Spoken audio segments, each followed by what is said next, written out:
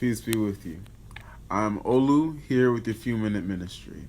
Today we are discussing fear, specifically what you do with fear and what you don't do with fear. Now, the chapter we are reading from is Exodus chapter 4. This is where God tells Moses, this is the burning bush. Moses goes, he says, "What's going on?" God says, "Stop. This is holy ground. Take off your shoes." Starts giving him instructions. He says, "I'm going to send you to Pharaoh. You're going to tell him to let the people go. All this awesome stuff is going to happen." And Moses is scared. Moses is daunted, and he just is finding all these reasons that it's not going to work out. So fear creeps up, but he makes the wise choice. He gives that fear to God. Back in Exodus chapter 3, verse 11, Moses makes his first objection. He says, "But who am I that I should go to Pharaoh and bring the Israelites out of Egypt?" This is rooted in insecurity, in low self-esteem, and in poor self-image. Moses does not see himself as a hero, as a savior, or as a leader. So his image of himself is limiting him from receiving all the glory that God is trying to give to him. And God has an answer for it.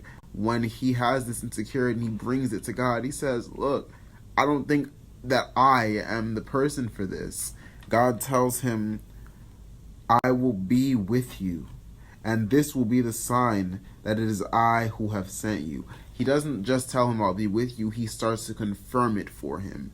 My brothers and sisters, there is not a single person that God cannot and will not make glory out of. He can turn around any situation and lift anyone to incredible heights.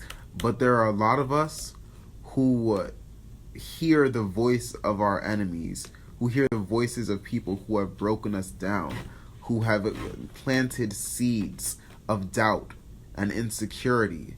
So when we have the opportunity to rise, the opportunity to do something great, the thought creeps up uninvited, who are you to do these great things?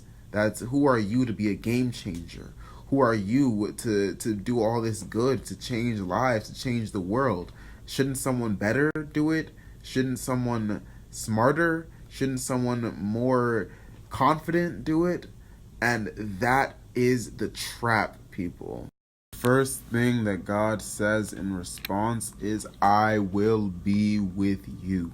Because the person that you are with God is different than who you are without him. All the things that afflicted you and limited you are already overcome when you are with the overcomer.